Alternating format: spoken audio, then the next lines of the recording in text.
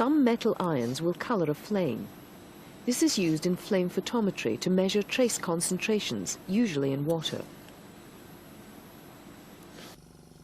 Many flame photometers are quite simple instruments, and they must always be calibrated against standard solutions. The photometer's relatively cool flame is suitable for the excitation of elements from groups 1, 2, and the lanthanides. Air and gas lines are attached to the back of the instrument. In this case, the air is supplied by a small pump. The gas supply passes through a secondary regulator valve before entering the instrument. Here, the valve is painted red. Before making any readings, unlock the air valve and adjust the air pressure to the value recommended in the instrument manual.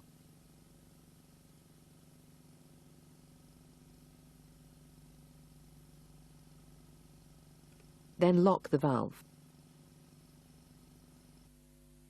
The regulated air and gas supplies enter a nebulizer unit where they are mixed with the sample solution. The air flowing into the nozzle at the front of the unit draws solution up a thin tube and converts it into a mist.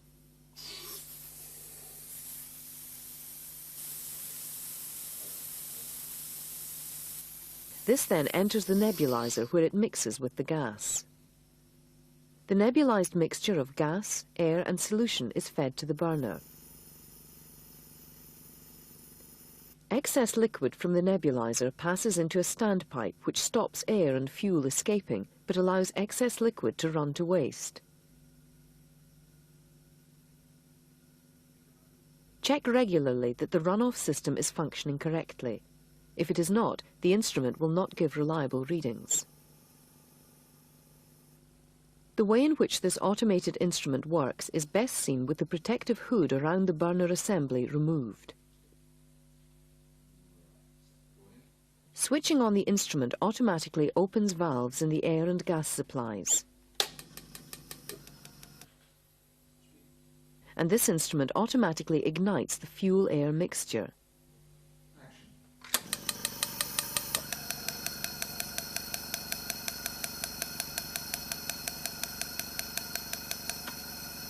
The presence of a flame is sensed by a detector and indicated on the front panel. If ever the flame is extinguished during operation, a signal from the detector shuts off the gas supply. When using older instruments without these safety features, take great care to follow the operating instructions exactly, since there may be a risk of forming explosive gas-air mixtures.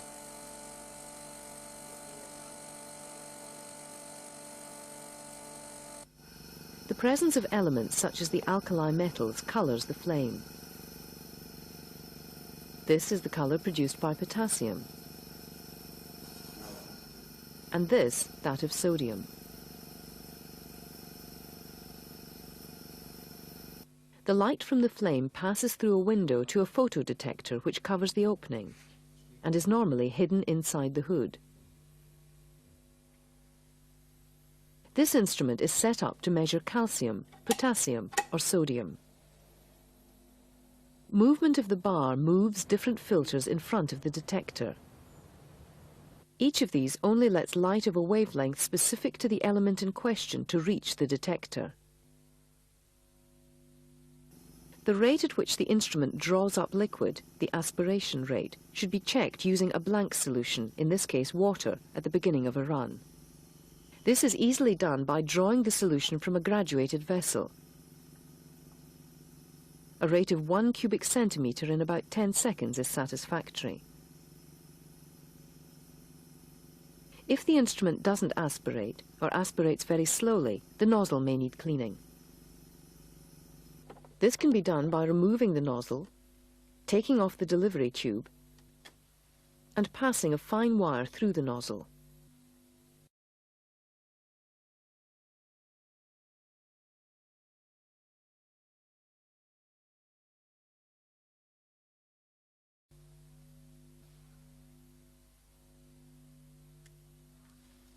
Before starting a run, the flame must be set to give the maximum sensitivity for the element that is to be measured. Ensure that the fuel control is well open. Switch on, and when the flame is ignited, aspirate the blank solution, in this case distilled water.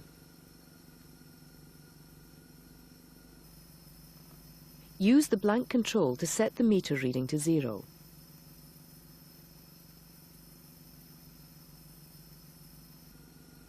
Then replace the blank solution by a dilute solution of the element to be measured, in this case sodium. Check that the correct filter is in place. Then reduce the flow of fuel until the meter reading is at a maximum.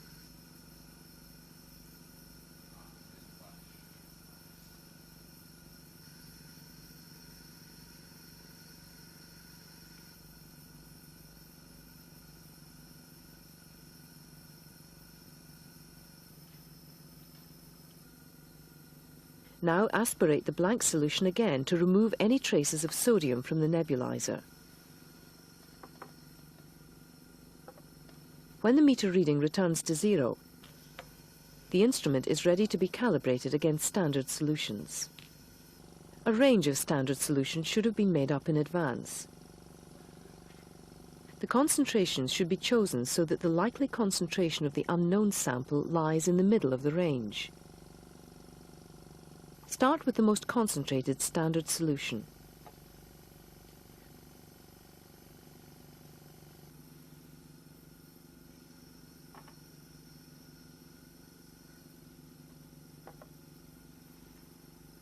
When the reading has stabilized, use the coarse and then the fine sensitivity controls to bring the meter reading to the concentration of this standard solution.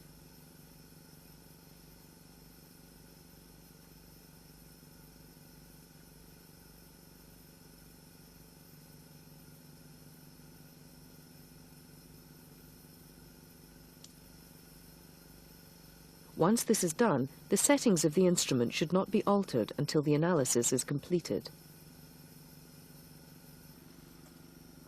Aspirate the blank solution to clean the nebulizer.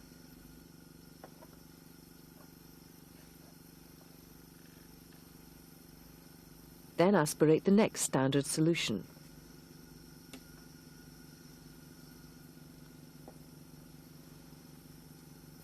Note the meter reading.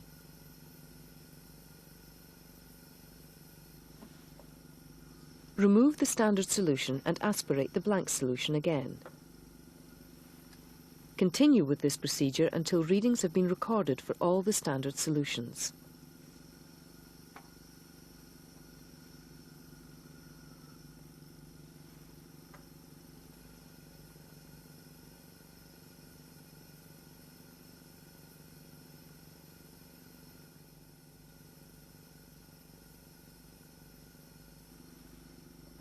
Now aspirate the blank solution again.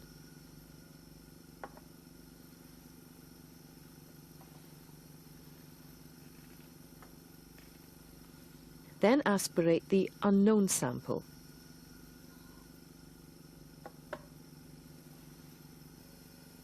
And record the meter reading.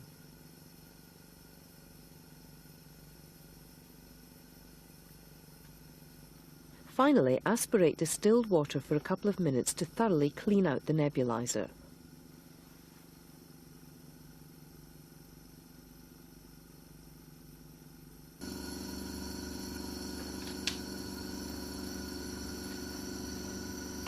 Then switch off.